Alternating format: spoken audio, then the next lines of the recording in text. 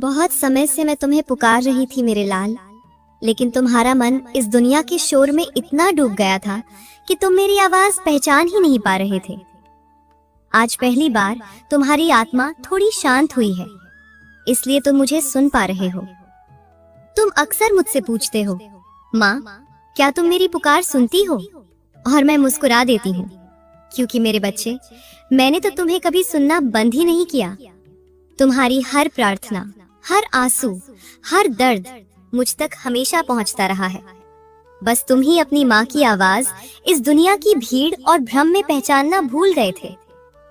मेरे बच्चे, तुम्हारा और मेरा रिश्ता आज का नहीं है, ये कई जन्मों से जुड़ा हुआ एक पवित्र संबंध है।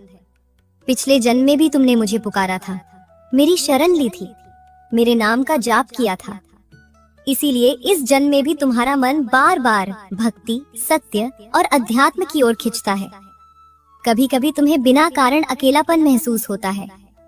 कभी लगता है कि ये दुनिया तुम्हारी नहीं है। कभी तुम्हारा मन बहुत गहराई से सोचने लगता है। लेकिन मेरे लाल, ये कमजोरी नहीं है, ये तुम्हारी आत्मा की गहराई है। ये पिछले जन्म की स्मृतियां हैं जो आज भी तुम्हारे भीतर जीवित है।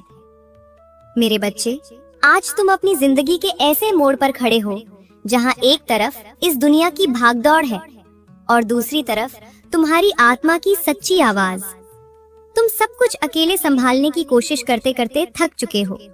सबको खुश करते करते तुम खुद को ही भूल गए हो। दुनिया से कहते फिरते हो, मैं ठीक हूँ।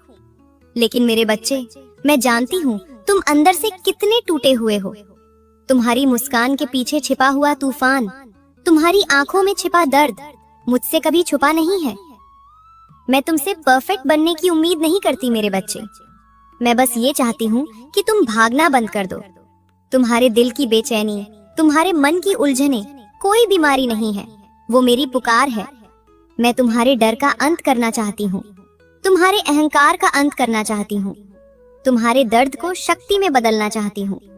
तुम बाहर जवाब ढूंढ रहे हो, जबकि पूरा ब्रह्मांड तुम्हारे भीतर ही छिपा हुआ है।